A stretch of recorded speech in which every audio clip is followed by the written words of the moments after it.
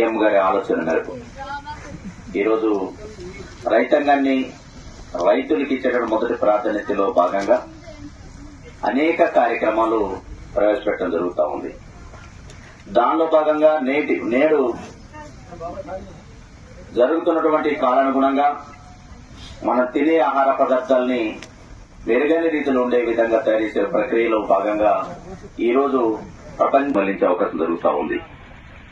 మనం చూస్తాం, ఆ రోజుల్లో మన గ్రామాలలో చక్కటి కూరగాయలు మన ఇంట్లో ఉండే. కాయ అనేది ఒక కూరగాయ మన ఇళ్లలోనే ప్రతి ఏ సీజన్ వస్తే ఆ సీజన్ కి మన ఇంటి దగ్గర పంటలు ఉండేవి. స్ప్రే కూడా ఆ రోజులు ఉండేది కాదు. కొర్రలు గాని, షోళ్లు గాని, ఇవన్నీ ఆహార పదార్థాలు కూడా చిరుధాన్యాలంతా కూడా మన గ్రామంలో పండిస్తూ ఉండేది. మనం ఎక్కడ కూడా వాటికి ఎలాంటి మందులు స్ప్రే చేయకుండా మన ఇంట్లో పండించేది. ఏ కాలం వస్తే ఆ కాల అనుగుణంగా పంటలు మన ప్రాంతంలో మన ఇళ్లలో ఉండేది. అదే ఒక మంచి ఆలోచనతో ఈరోజు నాబార్డు చేతినిస్తున్నటువంటి కార్యక్రమంలో భాగంగా ఈరోజు వాసన్ గారు ఒక గొప్ప కార్యక్రమాన్ని జీవ అనే కమిటీ ద్వారా నిర్మాణం చేసినందుకు వాళ్ళు ప్రత్యేకంగా ధన్యవాదాలు తెలియజేస్తా ఉన్నా.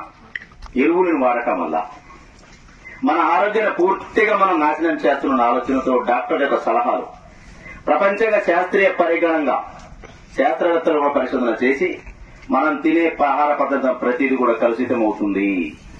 దాన్ని మనం నిర్మూలించాలంటే ఇలాంటి ఆహార పదార్థాలు తినాలని మళ్లీ కాయగూరలకు మనం వచ్చినాం, స్టార్ట్ చేయబోతా ఉన్నాం. మళ్లీ వెనకటి రోజులు మళ్లీ మనకు రాబోతా ఉన్నాయి.